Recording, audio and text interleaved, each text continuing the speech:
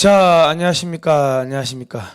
국민혁명당 당원 여러분, 그리고 국민혁명당에 당원으로 가입을 할까 말까 지금 눈치를 보고 계시는 전국의 국민 여러분, 그리고 국민의힘 당원 여러분, 자, 어서 국민혁명당에 당원으로 가입하시기 바랍니다.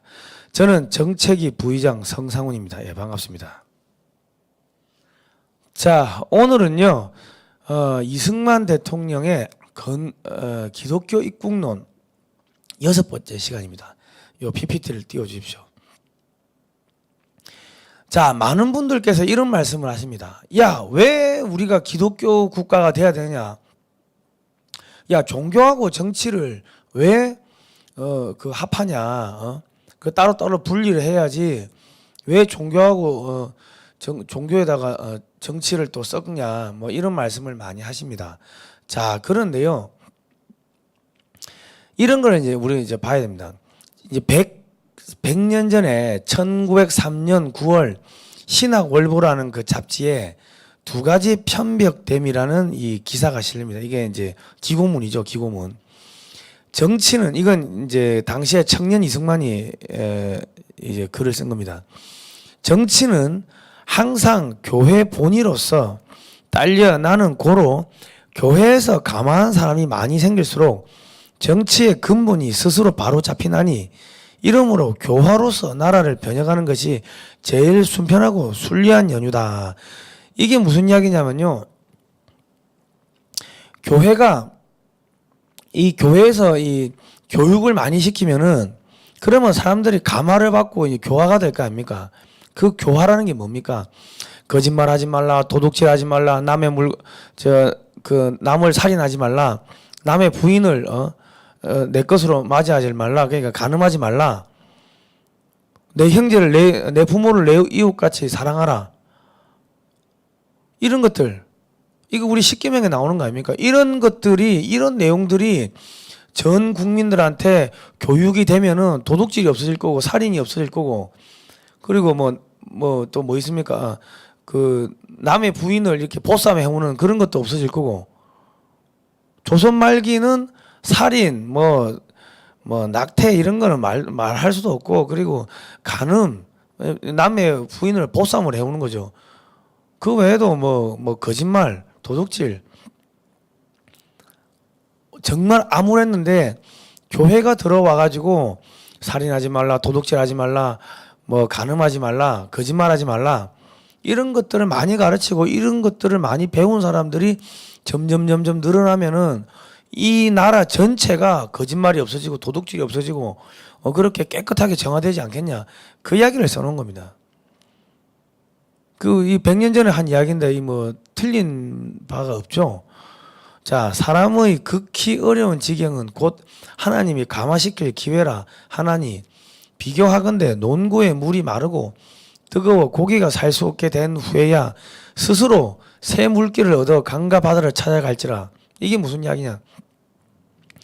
이게 이제 막다른 골목에 다다라야지 사람들은 야, 이게 아닌가벼 하고 다른 길로 간다는 겁니다. 그런데 그렇게 사람이 어려운 그 곤경에 처하는 것은 하나님이 이 사람한테 감동을 주고 감화를 주고 해가지고 사람을 변화시키는 기회다, 그 이야기를 하는 겁니다.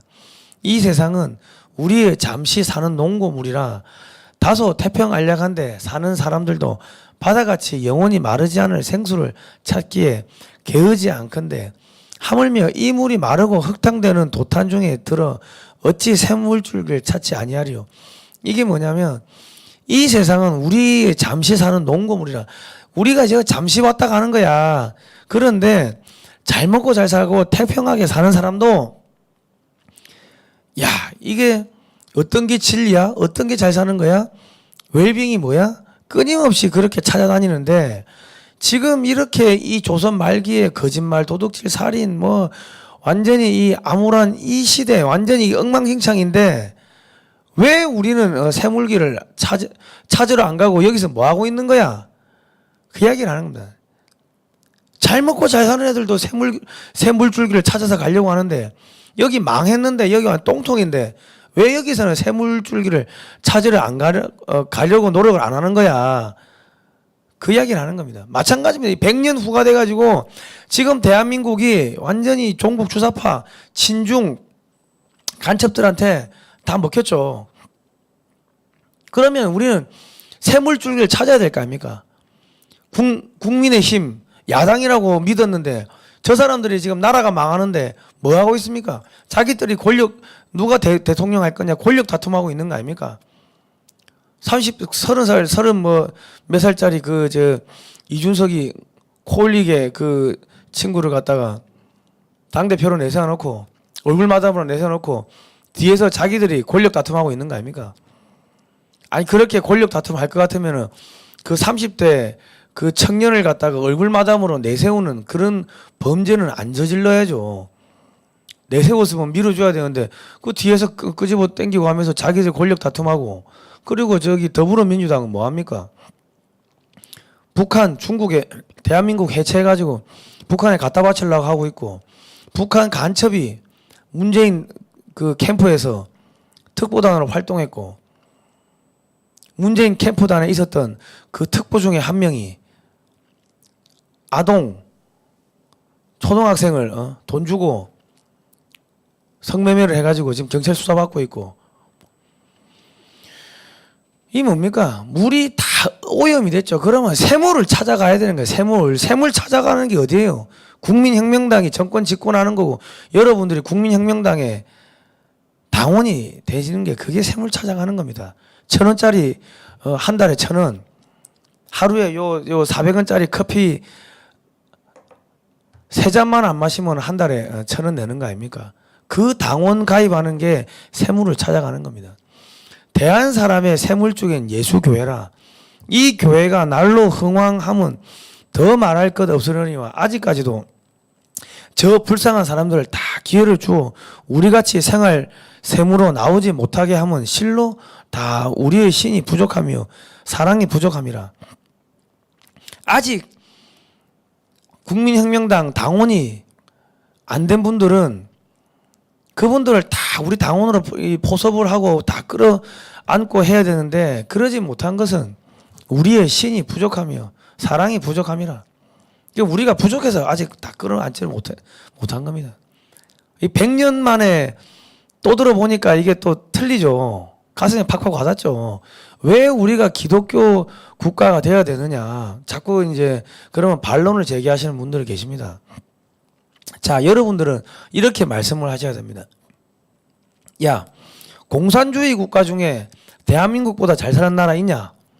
소련이 망했고 그 큰 땅덩어리에 인구도 많고 땅덩어리 크고 자원도 많은데 소련 망했고 지금 중국 거의 다 망해가고 있고 북한 망했고 베트남 베네수엘라 거기 사회주의 공산주의 하더만은 석유 세계 1등입니다. 세계 1등의 산유국인데 베네수엘라 지금 망했잖아요.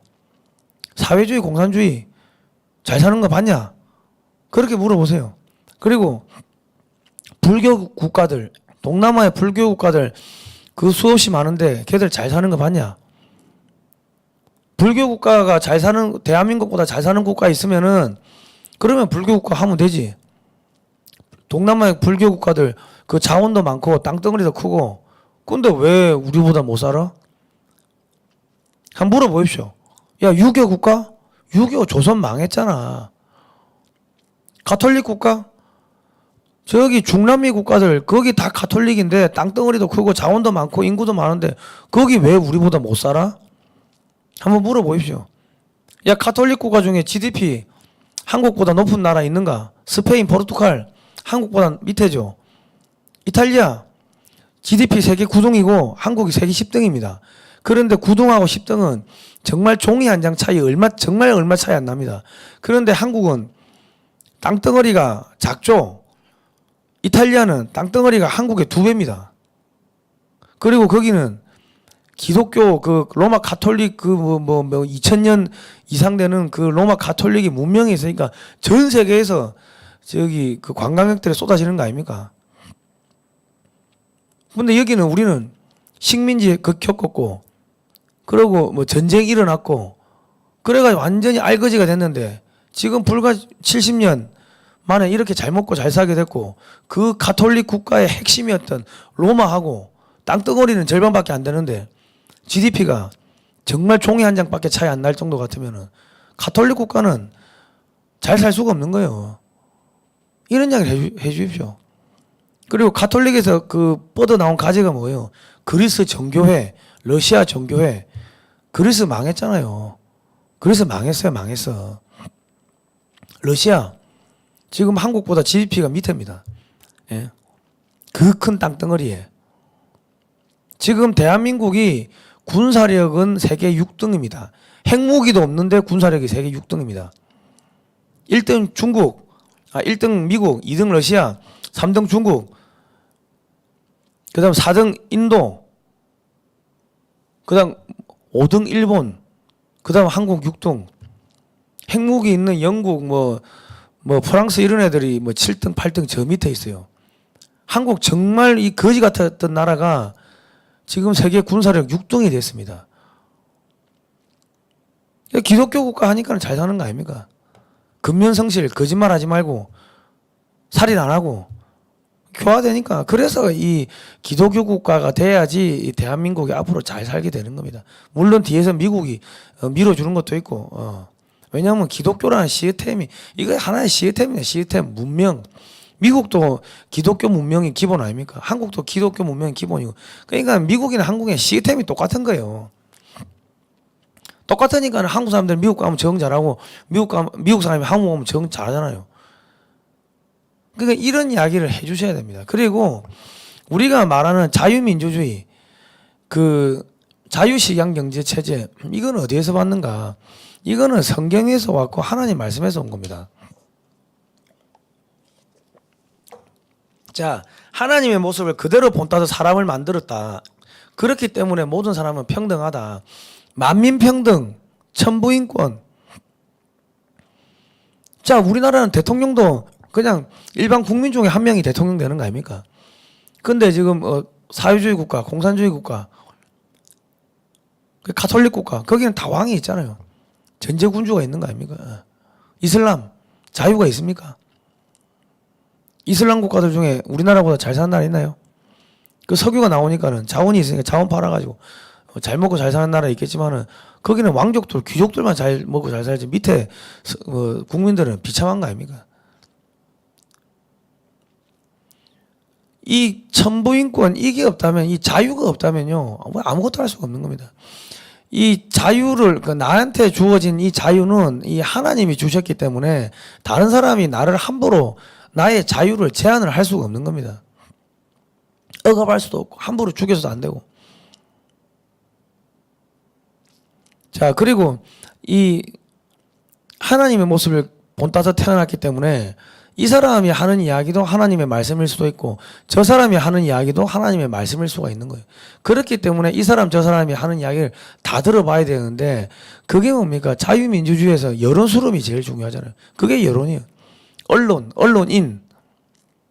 근데 지금 우리 문재인 정권이 언론 악법을 만들어 가지고 그것도 뭐 자기들끼리 몰래 새벽에 통과시켜 가지고 정권을 비판하고 이러면은 그 뭐 5배 징벌적 손해배상을 청구를 한답니다. 언론의 재갈을 물리는 거죠. 기자들 잡아가고 언론인 잡아가고. 그리고 제일 목사가 중요한 게 하나님의 말씀을 전파하기 때문에 목사가 중요한데 지금 종교의 자유 없어진 거 아닙니까? 언론의 자유, 집회결사의 자유 다 없어진 거 아닙니까? 그래서 서방 세계에서 저 사람은 자유민주주의를 파괴한다. 저 사람은 독재자다. 저 사람은 언론 탄압한다. 이거는요 무슨 이야기냐면 저거 사탄이야, 사탄. 저거 없애버려야 돼. 지옥으로 보내야 돼. 그 이야기를 하는 겁니다. 그런데 우리 저 더불어민주당에도 저기 교회 나가시는 분들 많죠. 그 국회의원들 중에. 근데 이 근본적인 거를 모르니까는 그게 뭔지도 모르고 언론 악법을 통과시키고 부끄러운지도 모르고 그러는데요. 그렇게 되면 어떻게 되는 줄 아십니까? 아모스에 보면요. 구약 성경에 아모스라고 있습니다. 아모스 한번 읽어보십시오. 전국의 목사님들.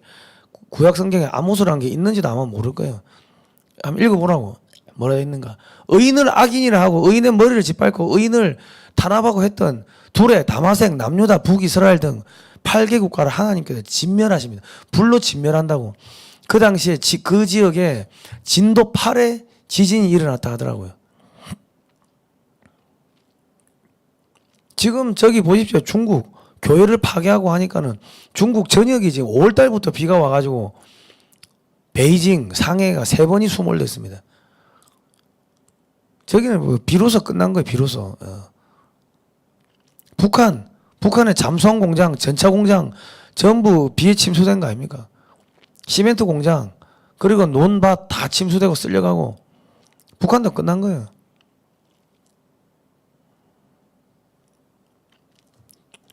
우리가 이런 근본적인 것들을 좀 알 필요가 있습니다. 자, 자유가 없는 민주주의란 것은요, 이건 거짓말입니다. 이 사탄입니다. 뭐 인민민주주의, 뭐 사회민주주의 다 거짓말입니다. 사탄이야, 사탄. 짝퉁이야. 자유민주주의, 우리 항상 자유민주주의 같이 붙여 써야 되는 겁니다. 그리고 자유시장 경제, 이거는 어디에서 왔습니까? 거짓말하지 말라, 도둑질하지 말라, 살인하지 말라. 짜장면에 독을 탈 거라 생각을 하면은 이 짜장면을 먹을 수 있겠습니까? 그리고 사과 한 박스에 이게 10만 원짜리인데 거기 저기 10만 원 써부지고 10kg 써놓고 안에 8kg만 집어넣으면은 그 상업이 발달되겠습니까? 여기서 신의 성실 원칙이 나온 거고 법치주의가 나오는 거고, 예?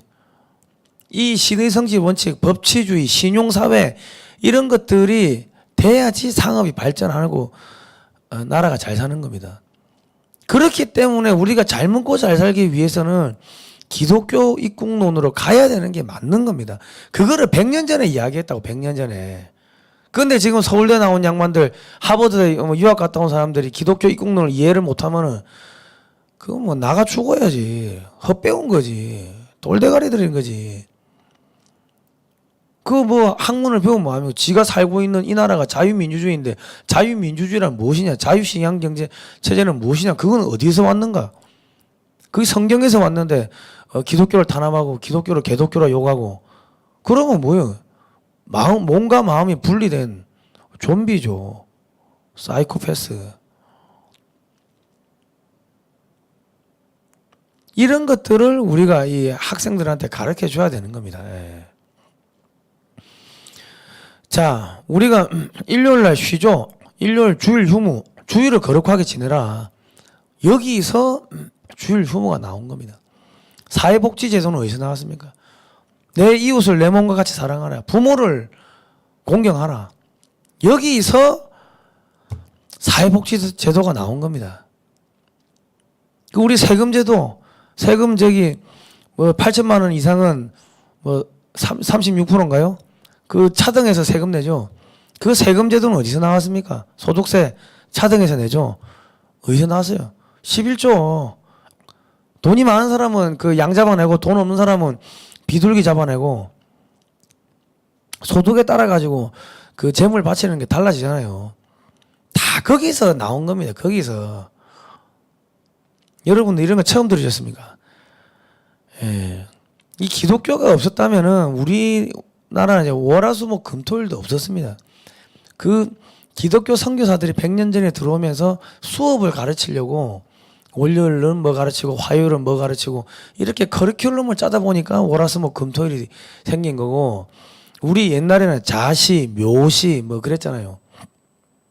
시간 개념이 불투명했다고. 근데 지금은 3시 3분, 3시 5분 정확하게 가죠. 그거 누가 갖고 왔어요? 기독교 선교사들이 갖고 온 거예요. 자, 이게 미국에서 많은 문물이 들어온 거는 그 기독교 선교사들 통해 가지고 들어온 겁니다. 우리는 그 사람들한테, 그분들한테 감사하다고 해야 되고, 그리고 우리는 이제 기독교 국가가 돼야지 잘 사는 겁니다. 잘 살게 되는 겁니다. 자, 그 예전에 그 네팔에서 그 네팔에 그 이제 새마을 운동 배우러 온 사람들이 새마을 운동은 배워 갔어요. 배워 갔는데 그 나라에 가서 하니까 똑같이 하는데 안 되는 거야. 실패하는 거야. 근데 그게 왜 그리 실패하냐면은 새마을 운동할 때 그 마을 청년 지도자들이 누구였냐면요, 교회 청년회 청년의 간부들이었어요. 새마을운동의 지도자들이. 그걸 알고 계십니까? 새마을운동의 지도자들이 교회 청년의 간부들이었다고. 이승만 대통령이 키워놨던 그 교회 선교사들한테 배웠던, 야 거짓말하지 말고 도둑질하지 말고 남의 물건 훔치면 안 되고 살인하면 안 되고 저기 남의 와이프 건드리면 안 되고, 그런 거를 배웠던 청년의 회장들이 새마을운동의 지도자가 된 거예요. 그러니까 희생하고 헌신하고 속된 말로 위에서 저 내려주는 시멘트 안 빼돌리고, 그러니까는 새마을운동이 성공을 한 겁니다. 네팔에서 가니까는 다 빼돌리는 거야, 기자재를. 그러니까 그게 되냐고.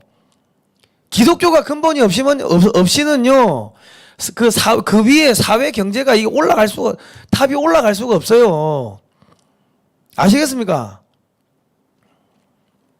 대한민국에 서울대 나오고 저기 뭐 연세대 나오고 고려대 나오고 뭐 미국 하버드 유학 갔다 오고 온 사람들이 새마을운동 지도자가 교회 청년의 지도자였다는 거, 그거를 모르고 있으면은 그게 그 간단한 진리를 모르면서 무슨 뭐 정치인을 하고 대통령을 하고 속된 말로 지랄 연병.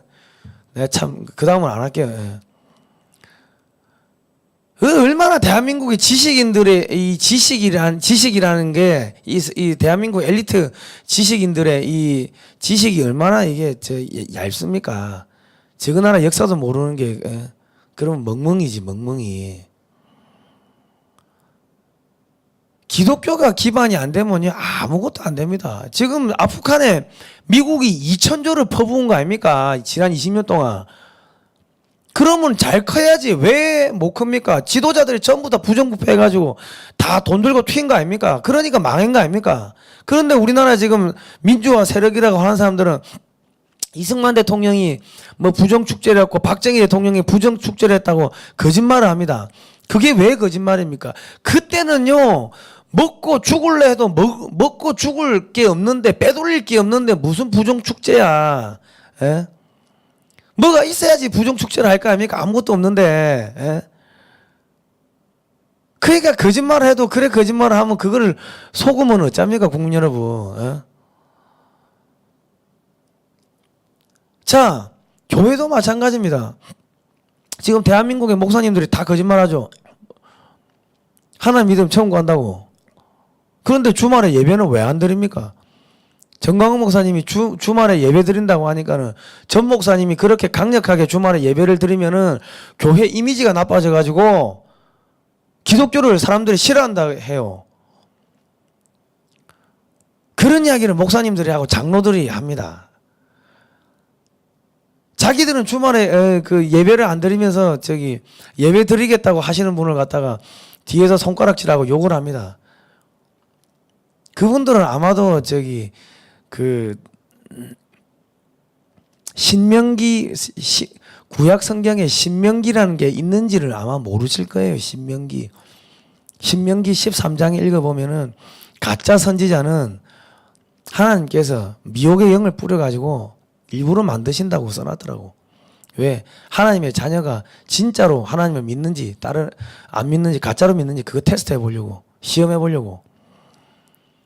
다 내가 요즘에 여기 보니까 다 성경에 있는 대로 돌아가면 성경에 있는 대로. 자, 정치는 항상 교회 본의로서 딸려나가는 거로 교회에서 가만한 사람이 많이 생길수록 정치의 근본이 스스로 바로 잡히다니. 이거 뭡니까? 국민들의 수준이 높아지면은 나라가 정치가 잘 돌아간다는 거예요. 이러므로 교화로서 나라를 변형하는 것이 제일 순편하고 순리된 바로다. 이것을 생각지 않고 다만 정치만 고치고자 하면 정치를 바로잡을 만한 사람도 없으려니와 설령 우연히 바로잡는다 할지라도 썩은 백성 위에 맑은 정부가 어찌 일을 할 수 있으리요. 반드시 백성을 감화시켜 새 사람이 되게 한 후에야 정부가 스스로 맑아질지니 이 어찌 교회가 정부의 근원이 아니리요. 자, 대한민국의 대통령 한 명 바뀐다고 해가지고 바뀝니까? 똑같아요. 왜? 국민들이 지금 엉망진창이니까. 국민들은 왜 엉망진창으로 만들었습니까? 그 문제 DJ 노무현 정권 들어서면서 학교에서 뭐 했습니까? 역사 안 가르치고 세계사, 도덕, 윤리, 철학 이런 거 다 선택 과목으로 해가지고 안 가르치고 그리고 우리 학생들 그냥 맨날 먹방 이런 거 하면서 먹고 마시고 싸고 자고 놀게 만들고 사람을 점점 이 저차원적으로 짐승으로 만들어 버렸다고. 국민 수준이 다 거기서 거기가 돼버리니까 거짓말을 해도 이게 거짓말인지 진짜인지 참인지 거짓인지 구분도 못하고 그러다 보니까 이 말도 안 되는 이 거짓의 영들이 설치고 다니는 거 아닙니까? 그 이야기를 100년 전에 하신 거 100년 전에. 자, 그래가지고 이 나온 책이 이겁니다. 1903년 11월 한성가방에서요. 이 24살, 25살 20대의 청년이 이 책을 쓴 겁니다. 교회 경략. 우리도 오늘부터 깨달아 우리 손으로 힘들여 나라를 영국, 미국 같이 만들어 놓고 세계 각국의 대한의 선교사를 파송하여 야만과 미개한 인종들에게 전도할진데 우리의 나중복도 크겠고 우리의 권리도 커지겠고 우리나라의 영광도 영국, 미국 같이 드러날지라. 이게 뭐냐면 영국, 미국 저놈들 사는 거 보니까 왜 잘 살지? 저놈들이 기독교 국가네? 그러면 우리도 기독교 하면 잘 살겠네. 그 이야기를 한 겁니다. 자, 그리고 1904년 2월부터 6월까지 감옥에서 한성 감옥에서 또 독립정신이라는 책을 씁니다. 지금 우리가 쓰러진 데서 일어나려면 기독교를 근본으로 삼아야 미국과 영국 같은 1등 국가가 될 수가 있다. 자, 그래서 이 동양 최초의 기독교 국가 선진왕국, 선교왕국. 선진왕국이 뭡니까? 하나님 말씀대로 통치되는 위대한 나라, 자유와 평등이 지배한 나라, 선교왕국, 복음을 전하는 나라. 이런 꿈을 꾸는 거예요. 이 사람이 이 청년 이승만이 감옥 들어가기 전에는 저 엄마한테 뭐라 했습니까? 어머니 1900년 전에 죽은 예수란 사람이 어떻게 우리 영혼을 구원해주고 우리나라를 구원해줘요? 그건 말 같지도 않은 소리 하고 있는. 내가 거기 배제학당에 가는 거는 그냥 영어 배우고 외국 신문물 배우려고 가는 거지. 어디 많이 배운 선비가 기독교 그런 거 믿는 거 보셨어요? 공자 부처 이런 분들을 믿고 가르침을 따라야지. 여기 기독교 말 같지도 않은 개풀 뜯어먹는 소리 하고 있어. 그랬던 사람이 감옥 가자마자 뭐 했습니까? 기독교 입국론을 쓰는 거예요. 그게 뭡니까? 아까 그 이야기했죠. 신학 월부에 물이 썩으면은 고기들이 다른 데로 찾아간다고. 그러니까 우리가 지금 이렇게 엉망진창이 됐으니까 이 물길에서 다른 물길로 찾아가야 된다. 그게 뭐다? 기독교다.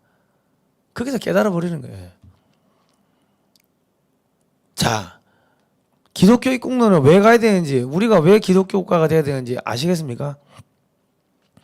자, 이승만 대통령이요, 한학, 유교, 불교 완전 통달했습니다. 거기다가 성경 한 100번 읽었다 그러더라고. 그리고 미국에서 조지 워싱턴대 학사, 하버드대 석사, 프린스턴대 박사, 국제정치학 박사. 그러면 지금까지도 가방끈이 제일 기신 분이에요. 많이 배우신 분이 기독교 입국론으로 가야 된다 그 이야기를 한 것 같으면은 많이 못 배우신 분들은 그냥 따라가면 되는 거 아닙니까? 예? 앞만 봐도 이해가 안 되면은 세계에서 가방끈이 제일 기신, 아직까지도 가방끈이 세계에서 제일 긴 사람이 누굽니까? 이승만인데 그분이 100년 전에 기독교 국가로 가야 돼. 내가 불교 해봤어, 유교 해봤어, 해봤는데 안 되더라. 그래서 기독교로 가야 돼.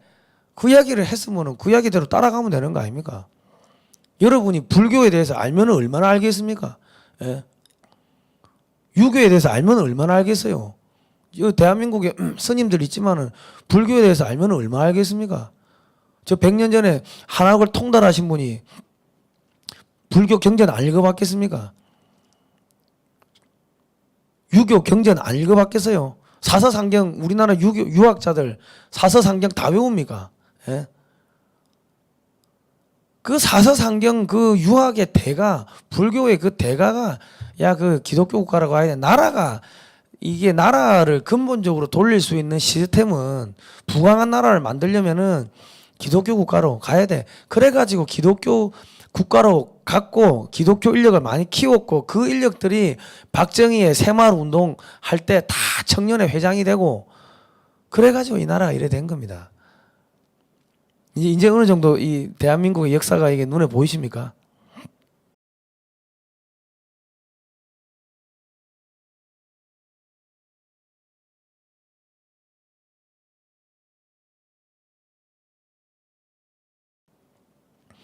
자, 기독교란 것은요, 기독교, 그리스도교를 한자로 쓰면 기독교입니다. 예수를 한자로 쓰면 야소 그랬어요. 자유민주주의의 핵심 가치입니다. 예.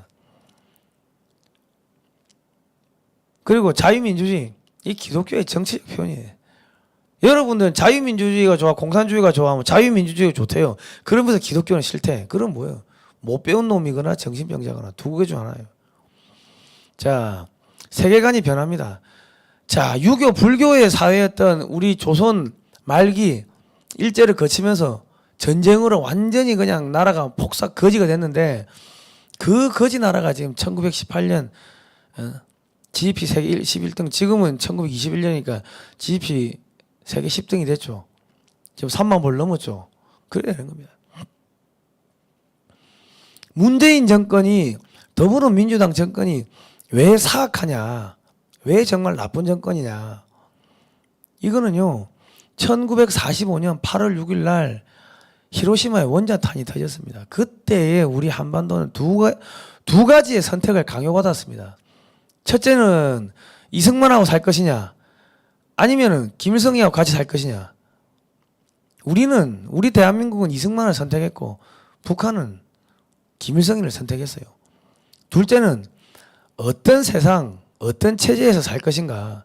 자유민주주의, 자유시장경제, 한미동맹, 기독교 입국론으로 갈 것이냐, 아니면 공산주의, 사회통제경제, 조중동맹, 주사파 종교로 갈 것이냐. 그때 우리 대한민국은 자유민주주의를 선택했고 북한은 공산주의를 선택했습니다.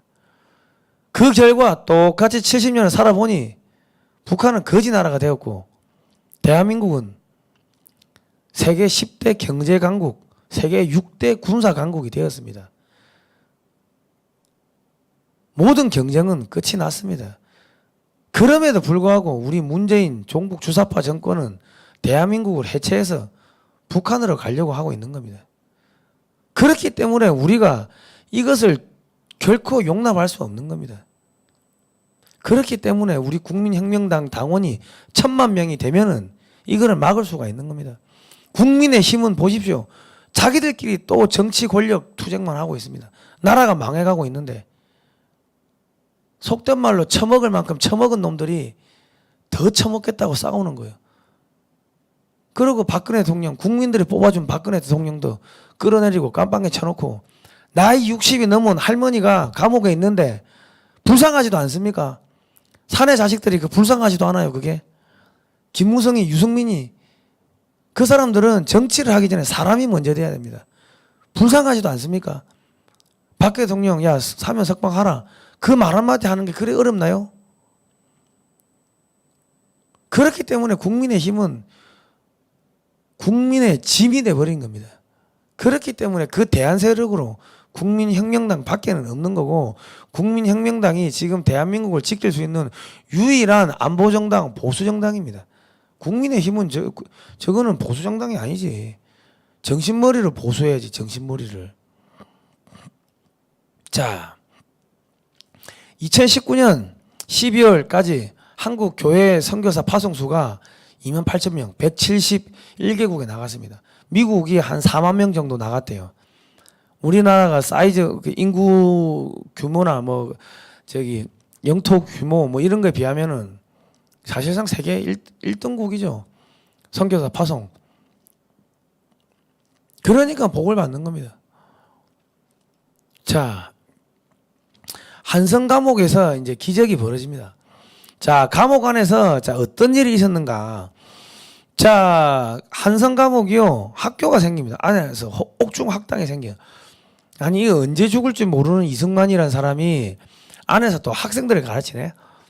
어린이 학교를 만들어요. 1902년 10월 달에. 그래서 안에서 성경, 국어, 영어, 역사, 세계사 이런 걸 가르쳐요.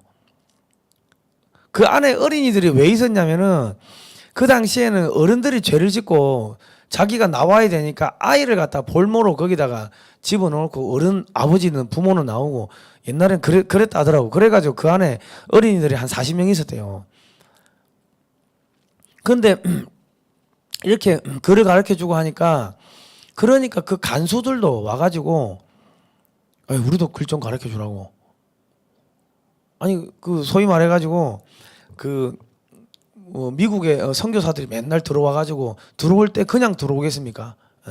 뭐 돈도 좀 찔러주고 먹을 것도 찔러주고 했겠지. 그러니까는 이승만에 돼가지고 저분 야 이거 어차피 왕족 출신 아닙니까? 그 양녕대군의 16대손 세종대왕의 형인 양녕대군의 16대손이라는 거 알는 사람 다 아는데 왕족이니까 함부로 하지도 못하지. 그러니까 뭐 선생님 우리도 좀 공부 좀 알려주십시오. 그래가지고 관리들이 돈을 걷어가지고 먹하고 벼루 이런 걸 사가지고 종이하고 이런 걸 사가지고 안에다 넣어줬대요. 그러면 자기들도 배우는 거지 옆에서. 그리고 옥중 도서관을 만들었대. 1902년 12월 달에 523권의 책을 구비했는데 이게 궁중에 있는 왕립도서관 중명전하고 비슷한 수준으로 책을 보유하고 있었다는 겁니다. 그러고 또 어른 학교도 만들어요. 그 안에서 또 전도를 합니다. 양반 40명이 전도를 해요. 그리고 콜레라 환자들 콜레라가 걸려가지고 뭐 10몇 명, 17명이 죽어나가는데 그 붙잡고 기도를 하는데 희한하게 이승만은 전염병이 안 걸리는 거야.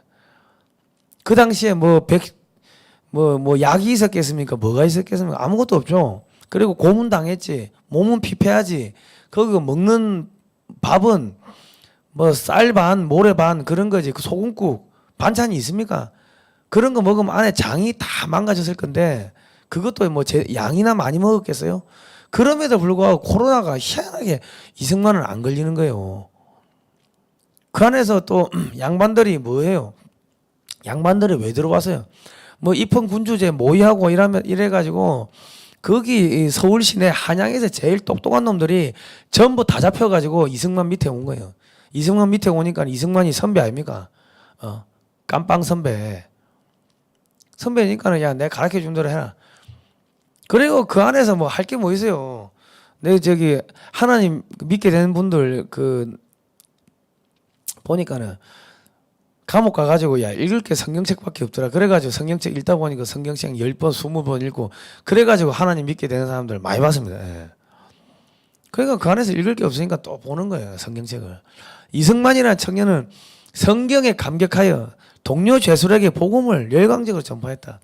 닐리어스 호튼 언더우드 부인이 이렇게 글을 썼습니다.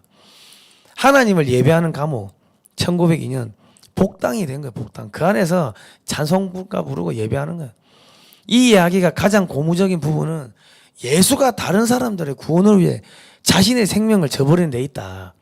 어두운 감방 안에서 일부 죄수들은 죽음의 시간을 고통스럽게 기다리고 있었고 어떤 자들은 교수들을 끌려갔고 또 다른 이들은 마치 사탄 자신이 영원히 옥자에서 군림하고 있는 듯 희망의 빗줄기랑은 하나도 없이 끝없이 고통을 받고 있었다.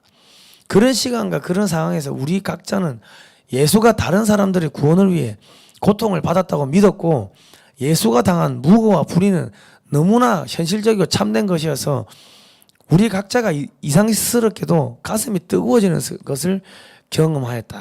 이승만의 기록. 저 갇혀 있으니까 내가 예수 그리스도가 핍박받은 것처럼 나도 핍박받는구나 그렇게 생각을 했다는 거예요.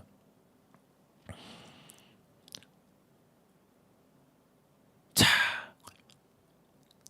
이 제임스 길 선교사님이 쓰신 또 책이네. 예.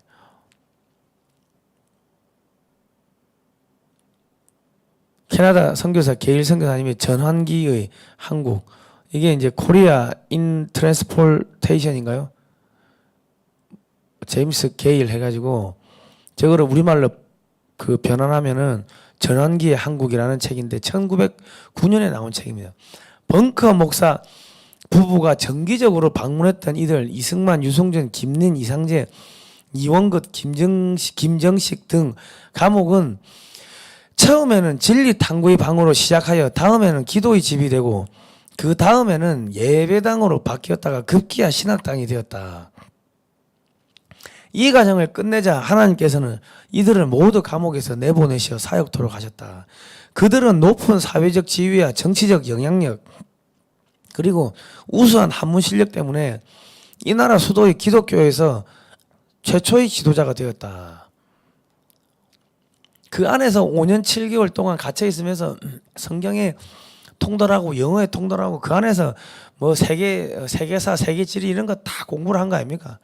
그리고 거기에 기본적으로 거기에 잡혀온 양반들이 전부 다 한문 실력이 사서상경은 기본 다 뗀 사람들이고 날고 기는 사람들인데 그런 사람들이 갑자기 뭐 영어 샬라샬라 하고 뭐 국제 정세 이야기하고 뭐 이야기하고 하니까 자유, 너의 자유는 하나님이 주신 거야.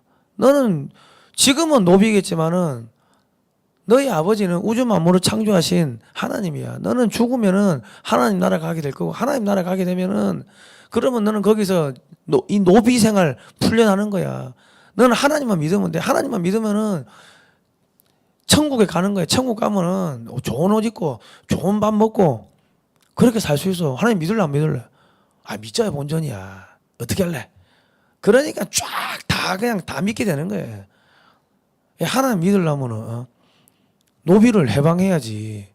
여기 노비 몸 니 몇 명 갖고 있는 그거 가면은 천국 가면은 얼마나 좋아. 이런 이야기 쭉 하니까 뭐 다 노비 해방이 자발적으로 노비 해방이 벌어지는 거예요. 자, 5년 7개월 만에 1904년 8월 7일 날 한성 감옥을 추록을 합니다. 추록을 하는데 이때 이제 나라가 엉망진창 이제 러일 전쟁이 일어나죠. 그래가지고 1904년 2월 8일에 발발해가지고 1905년까지 거의 한 만 1년을 이제 러일 전쟁이 벌어지면서 이 조선반도도 완전히 그 소용돌이 속으로 들어갑니다. 이제 그 왼쪽이 한규설이고 오른쪽이 이제 민영환입니다. 예. 이 사람들이 이제 이승만을 미국으로 보내요. 야, 이승만 네가 왕족이고 영어도 잘하고 하니까 선교사님들 도움 받아가지고 미국 좀 갔다 온나. 예. 가가지고 야 네가 우리 대신 해서 좀 교섭 좀 해라. 이래가지고 가는데 원래 처음에 이승만 안 갈라 했다고 너를 잡아 넣은 그것도 괘씸하고 하니까는 안 가려고 했는데 이게 이제 나중에 이제 가게 되는 거예요. 이 옛날 사진 이런 거 보였습니까? 청년 이승만 사진입니다. 청년 이승만. 그래서 1904년 11월 4일 날 조정의 밀사가 되어 미국으로 갑니다. 쭉 미국으로 이제 가요. 워싱턴으로 가는데 이승만이 대미 외교를 위해 조정의 밀사로 미국에 갔을 때 대한제국 정부에서 발급받은 여권입니다. 저희 여권이에요. 오른쪽에 보시는 게 조금 색깔이 어두운데 이승만이 1904년 11월 4일 날 미국으로 떠날 때부터 쓰기 시작한 영문일기면 영어로 일기를 썼대요. 이승만은 항해일지라고 불렀답니다. 예. 이 1920년에 참 대단하십니다. 그 왼쪽이 윤병구 목사고 오른쪽이 이승만입니다. 오른쪽에 모자 쓴 그 청년이 이승만입니다. 자, 이거는 뭐냐면 1905년 8월 4일 날 뉴욕 타임즈 기사인데요. 조정의 밀사 이승만과 윤병구 목사가 시도 루즈벨트 대통령을 만나 독립 청원서를 제출하게 될 것이다. 이런 기사가 실렸답니다. 여러분이 보시고 있는 이 자료는요. 서울시 은평구 증산로 3길 26-1 우방아파트 상가 2층에 있는 하늘교회라는 조그만 교회가 있습니다. 제가 나가는 교회인데 거기에 김재동 목사님하고 한인숙 전도사님이 이 자료를 다 만드신 거예요. PPT를 한인숙 전도사님 만드시고 자료 고증은 김재동 목사님 하시고 제가 거기서 이 청소년들 우리 초등학생들 가르치는 강사도 하고 그랬습니다. 예. 그 자료를 가지고서 여러분한테 이렇게 설명을 드리는 겁니다. 초등학생들한테 이런 거를 지금 가르치고 있는데 이거는 서울대 나온 서울대 출신들도 모르더라고. 서울대 출신들 진짜 부끄러운 줄 알아야 됩니다. 초등학생도 이거 배우고 있는데.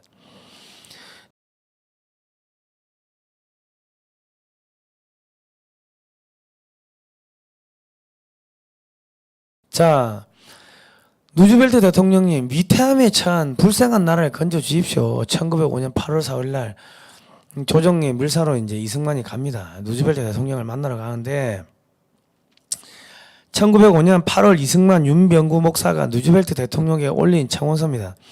이게 이제 1908년 맥킨지의 대한제국의 비극이라는 그 부록에 실린 청원서입니다. 그때 이렇게 청원을 했다는 거예요.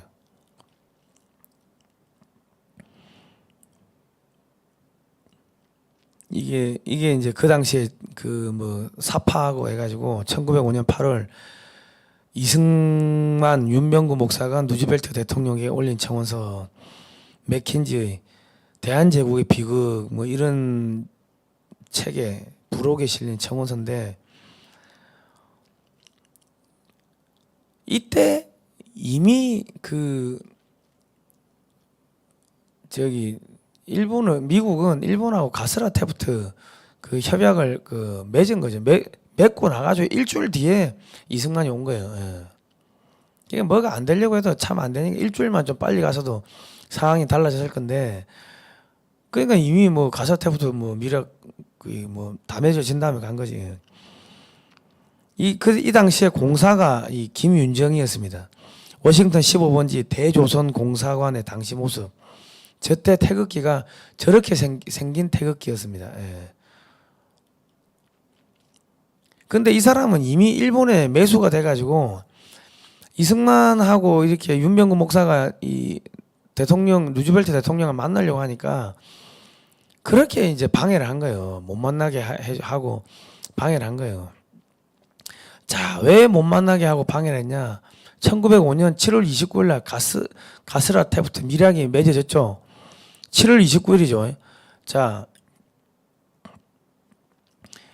1905년 8월 달에 8월 4일 날 루즈벨트 대통령한테 청원서를 전달하는데, 이미 여기 보시면 7월 29일 날 가스라 테프트 밀약이 맺어집니다. 그러면 6일 가스라 테프트 밀약이 맺어지고 6일 있다가 이승만이 청원서를 올리는 거예요. 예.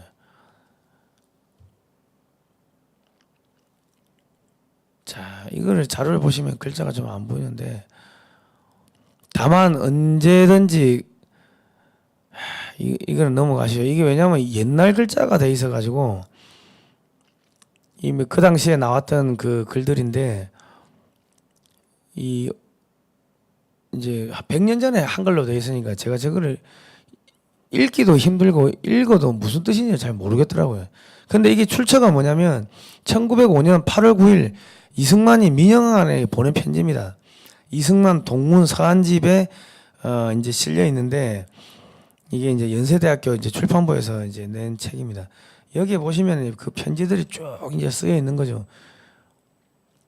그런데 요거는 넘어가시죠. 예. 왜냐하면 글자가 잘 안 보입니다. 이제 작아가지고 제가 요즘에 시력이 나빠졌는지 글자가 잘 안 보여요. 예. 자, 그래가지고 이렇게 이게 뭐 미국에서 제대로 잘 안 됐습니다. 뭐 이래가지고 그 이제 민영한테 편지가 넘어오는 거예요. 을사늑약 체결 1905년 11월 18일 날 새벽 1시 30분에 을사늑약이 체결됩니다. 그리고 너일 전쟁에서 승리한 일본이 우리의 외교권을 빼앗기 위한 이제 강제 조약에 들어가는 거죠. 자, 이게 이제 이승만이 이제 쓴 편지입니다. 이게 선교사님한테, 게일 선교사님한테 게일 선교사님이 미국에 가는 운함을 위해서 이제 게일이 써준 추천서인데, 여기 보시면 워싱턴 및 미국 각지의 기독교인에게 요 편지가 이제 게일 선교사님이 써준 그 추천서라고 합니다. 예. 워싱턴 및 미국 각지의 기독교인 형제들에게 1875년 서울에서 출생한 조선인 이승만을 소개합니다. 그는 구식 한학 교육을 훌륭히 받았으나 일찍이 현 시대의 세계에서 이것으로 부족함을 깨닫고 새로운 학문을 통해 접할 수 있는 영어와 여러 분야를 공부하는 데 정력을 기울였습니다. 그는 조국의 독립을 염원했으며 조선을 독립되어야 할 뿐 아니라 조선인들은 지문함에서 깨어나 올바르게 사고하며 생존해야 한다고 믿고 있습니다.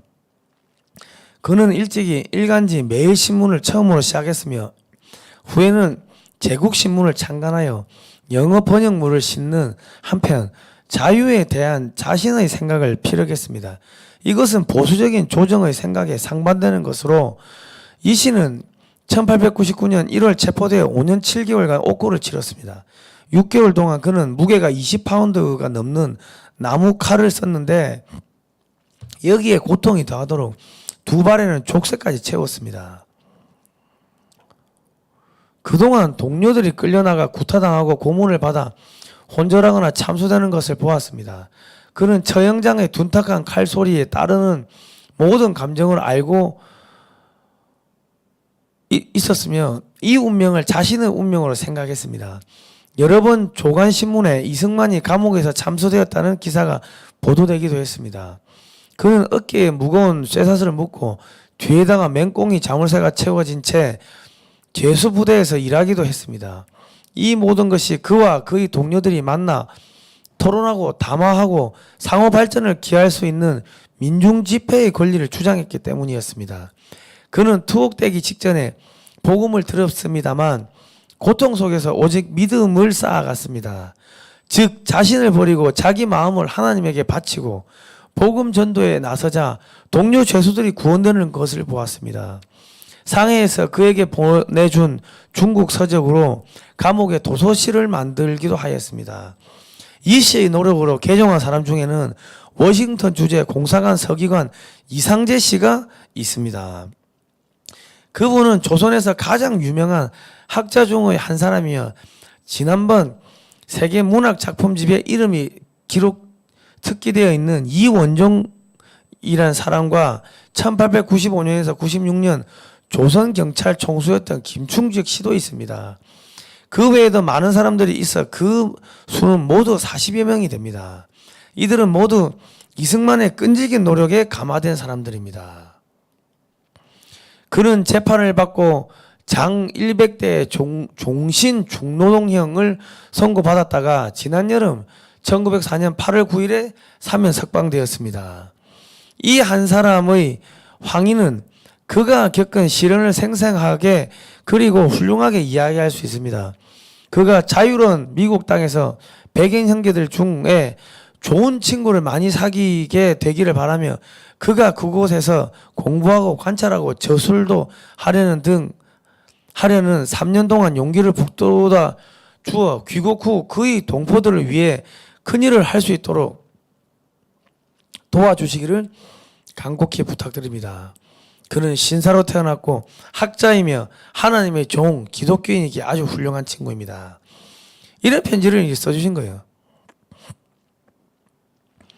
자, 미국에 가는 우남을 위해 게일이 써준 추천서 두 번째, 게일이 햄린에게 1904년 11월 3일 서울 루이스 햄린 목사 워싱턴 개학교회 나의 친애하는 햄린 박사님, 저는 서울에 이승만 씨를 소개하게 된 것을 매우 기쁘게 생각합니다. 그는 모국에서 여러 가지 경험을 쌓았고 가지각색의 물불을 시련을 극복하면서 그가 정직하고 충실한 기독교인이라는 것을 증명했습니다. 그가 정치범으로서 감금되어 있는 동안 그는 많은 죄수들에게 진리를 알게 하였는데 지금 저희 교회의 으뜸가는 교인들 중에는 그가 인도한 사람들이 여럿 있었고 또 그가 인도한 사람들은 장로교회 중에도 있습니다. 이 씨는 몇 달 동안이나 족쇄를 차고 앉아 있었고 또 쇠사슬에 묶인 징역수들의 중노동 작업에도 참여한 바 있습니다. 그러나 그는 이 반도의 정직하고 총명한 청년들 중 가장 앞자리에 서 있는 사람이며 국회나 백성들의 모임을 싫어하는 보수적인 정부 사람들 몇몇을 제외하고는 모든 사람의 존경을 받고 있는 사람입니다. 이 시는 주께서 더 높은 사업을 위해 부르셨을 때까지는 정치개혁 운동가였습니다. 그가 석방된 후로 저는 각종 모임에서 그가 말하는 것을 들었습니다만 그는 그의 주인이 되시는 하나님에 대해 지극히 진실한 간구를 하는 사람입니다. 그는 아직 세례를 받지 않았습니다. 그 이유는 서울 시내의 여러 교회가 그의 사랑을 받을 권리를 가지고 있고 그들이 그를 교인으로 받아들이려고 하고 있기 때문입니다. 그러나 그는 저에게 왔습니다. 저는 그에게 대한 권리가 가장 적은데 말입니다. 그래서 저는 금방 미국으로 떠나게 되어 있는 그에게 미국에 도착할 때까지 기다려서 자기가 원하는 곳에서 세례를 받게 되기 원하며 목사님께서 그에게 사랑을 베풀어 주시기를 바랍니다. 제가 그에게 세례를 베풀지 않은 이유는 그렇게 함으로써 이승만 씨를 자기 교회에 받아들일 권리를 더 가지고 있다고 생각하는 절친한 친구들의 마음을 상하게 할 우려가 있기 때문이었습니다. 그는 2, 3년간 일을 하면서 공부한 후 돌아올 계획입니다. 저는 그가 당신으로부터 듣게 될 친절한 말씀과 당신의 도움들과 충고들에 대하여 그가 대단히 감사할 것이라는 것을 이미 알고 있습니다. 나의 최고의 존경하는 마음과 더불어 햄릿 씨께 제임스 S. 게일. 그러니까 이 세례를 서울에서 한양에서 안 받은 거는 전부 다 이분 저분들이 아유 이승만 우리 교회에 와야 돼 우리 교회에 와야 돼 하니까 싸운다는 거죠. 예. 한쪽 교회에서 받으면 한쪽 교회에서는 다른 교회에서는 그냥 포기해 버리니까 그러니까 미국 가서 받아라. 내가 그 게일 선교사님이 내가 이 세례를 줄 수 있는데 그러면은 다른 선교사들이 또 다른 목사님들이 마음이 상하니까 차라리 미국 가서 받아라. 그랬답니다. 그 정도로 이 조선에서는 이승만이라는 사람이 당대 최고의 그냥 엘리트 석학이었던 거죠. 그러니까 나중에 그 상해 임시정부를 만들 때도 그 뭐 여러 가지 임시정부가 생기는데 그때에도 이승만을 다 대통령으로 추대를 합니다. 이 19통의 선교사님의 초청서를 가지고 미국으로 갑니다. 자, 이승만은 미국에서 뭘 공부했겠습니까? 나라를 되찾기를 위한 공부. 자, 조지 워싱턴 대학교에서 학사를 2년을 했습니다. 1905년에서 7년까지. 그런데 야, 이거 왜 학사를 2년밖에 안 했냐? 이때 우리 그 배제학당이 미국에서 이 대학생들 최고의 엘리트들이 넘어와가지고 만든 그 배제학당은요, 그냥 조그만 학교가 아니고 미국의 대학교식 수업을 갖고 있었습니다. 그러니까 분교로서 조지 워싱턴 대학의 분교로서 학점을 다 인정을 해준 거예요. 예. 선교사들이 가서 만든 학교니까. 예를 들면 이런 거죠. 지금 우리나라 선교사님들이 저기 어디 감비아 가가지고 학교를 만들었어요. 그러면 뭐 연세대나 뭐 서울대 커리큘럼 갖고 가지고 학교를 만들었을 거 아닙니까? 그럼 거기서 2년을 배우고 온 친구를 여기서부터 처음부터 배우라고 하기엔 좀 거시기 하니까는 야 그냥 2년 배웠다 치고 학점 인정해주자. 그런 경우가 생길 수가 있잖아요. 이제 그랬다는 거죠. 자, 하버드 대학교 석사를 갖다가 1년 만에 했습니다. 1907년에 시작해 1908년. 참 대단하죠. 프린스턴 대학교 박사학위를 1910년에 했답니다. 그런데 또 최근에 밝혀진 사실은 청강을 해가지고 프린스턴대 신학대학교에서 그 신학대학교 프린스턴 대학교 저 박사학위 딴 거는 정치학 국제정치 박사고 신학대학교에서 청강을 해가지고 신학대학교도 또 학사를 또 이렇게 수료를 한 거예요. 참 진짜 공부벌레면 공부벌레. 그래가지고 이제 미국을 돌면서 나라를 되찾기 위해서 강연을 합니다. 5년 동안 200번의 강연을 합니다. 1905년에서 10년까지. 많으면 한 달에 한 13번 정도 강연했는데 저때 강연하면은 뭐 10불, 20불 받아가지고 그거 가지고 생활을 했다는 거예요. 그런데 이제 저 강연을 돌면서 이 조선을 구원해달라. 도와달라. 이 조선이 이제 기독교 국가가 되고 있다. 계속 그런 이야기를 하고 다니는 거예요. 그러니까 미국 안에서도 소위 말해가지고 지금 한국에서 어디 감비아에서 저기 청년이 한 명 와가지고 야, 내 저기 예배 드리고 내 하나님 믿게 됐습니다. 뭐 거기 정치적으로 고문당하고 했는데 하나님 믿게 됐습니다 하면서 전국을 돌면서 강의를 하면은 그러면은 저 부산에 가면 부산일보가 기사 안 쓰겠습니까? 기독교 신문들 많죠. 그 기사 안 쓰겠어요. 그러니까 이미 미국에서도 전국을 돌면서 200번을 강의를 하니까 이미 미국에서도 이승만이 누군지에 대해서 이미 다 소문이 퍼질 만큼 퍼진 거예요. 자, 1910년 6월 프린스턴 대학에서 박사학위를 받습니다. 프린스턴 대학의 박사학위 논문이 미국의 영향을 받은 중립주의 뭐 이런 내용이었습니다.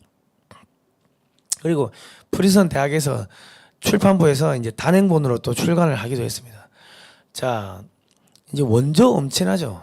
미국인들의 대학 진학률이 미국 국민들이 5%만 대학을 갈 텐데 조지 워싱턴대, 하버드대 석사, 프린스턴대 국제정치학 박사, 거기다 신학대학까지 가가지고 또 뭐 청강해가지고 그 수료도 하니까 한학, 불교, 유교 완전 빠꼼이 됐고, 그러니까 당시에 역대 미국의 대통령 중에도 이승만보다 뛰어난 학력의 소지자가 없었습니다. 아마 지금도 없을 거예요. 지금도. 자, 1907년에 이제 평양 대부흥회를 합니다. 이제 1908년 피츠버그 제1차 세계 선교 대회가 있었습니다. 이때 이승만이 이제 연설을 하죠. 이 조선에 있는 미국 선교사들이 발간한 코리안 미션 필드의 1908년 6월 15일호에 실린 내용입니다. 96페이지에 실린 내용인데, 나는 하나님께 감사합니다. 지금 조선은 기회를 가졌기 때문입니다. 이것은 하나님의 기회입니다. 미국의 형제 자매들이여, 이것은 여러분의 기회입니다. 이러한 사정에 있는 나라가 무엇을 필요로 할 것인가 생각해 보시고 무엇을 하실 수 있는지 보살펴 보십시오. 자, 언더우드 선교사님께 또 편지를 보냅니다. 1910년 4월 16일 제가 2달 후면 프린스턴에서 박사학위를 받습니다. 그러면 선교사님이 세우려고 하는 기독교 대학, 현재 연세대학교에 가서 교수를 하고 싶습니다. 미국에서 배운 정치학과 국제법 등을 가르치고 싶고 한국 사람들에게 기독교가 얼마나 중요한지를 가르치고 싶습니다. 한국은 지금 일본의 식민지가 다 되었기 때문에 일본인들이 제가 한국에서 교수 생활을 하는 것을 방해하면 선교사님이 만드는 학교에서 교수 생활을 하는 것을 포기하고 전국을 다니며 부흥사, 목사가 되어 불쌍한 영혼을 기독교인으로 만드는데 일생을 바치고 싶습니다. 여기서 부흥사가 되겠다고 한 게 그 프린스턴 대학에서 청강해가지고 그 신학대학에서 그 학사를 받아 놓으니까 부흥사가 되겠다고 그 이야기를 한 거예요. 그래가지고 나중에 이제 하와이에서 또 목회도 하죠. 학교도 세우고. 자, 대동아 공영 일본의 아시아 연대론, 이거는 이제 다음 시간에 하도록 하겠습니다. 여러분 어떻게 재미있으십니까? 예? 재미있으신가요? 기독교 입국론 이런 강의는 또 처음 들어보셨죠? 처음 들어보셨을 겁니다. 예. 그러니까 이게 지금 우리가 왜 기독교 입국론으로 가야 되는가? 왜 우리가 기독교 국가가 돼야 되는가? 100년 전에 전 세계에서 가장 똑똑했던 이승만이 불교, 유교 다 해보니까 야, 안 돼. 기독교 해야 돼. 기독교를 부정했던 사람이 감옥에서 성경책 한 100번 읽고 나더만은 기독교로 가야 돼. 기독교 입국론 책을 쓴 겁니다. 여러분, 이승만보다 더 똑똑한 사람이 있습니까? 예? 이승만보다 더 뛰어난 사람이 있으면은 반박을 해보십시오. 그 전 세계에서 가장 뛰어났던 이승만이 불교, 유교 다 해보니 안 된다. 기독교로 가야 된다. 기독교로 가야지 우리가 영국, 미국처럼 잘 산다. 그 이야기를 했기 때문에 우리가 기독교 입국론으로 가야 되는 겁니다. 아시겠죠? 예. 자, 오늘은 여기까지 하도록 하겠습니다. 아이고, 제가 많은 분들한테 또 가르쳐 드리려고 하니까 이게 진이 많이 빠집니다. 예. 자, 오늘은 여기까지 하겠습니다. 다음 시간에 뵙도록 하겠습니다. 고생하셨습니다. 예.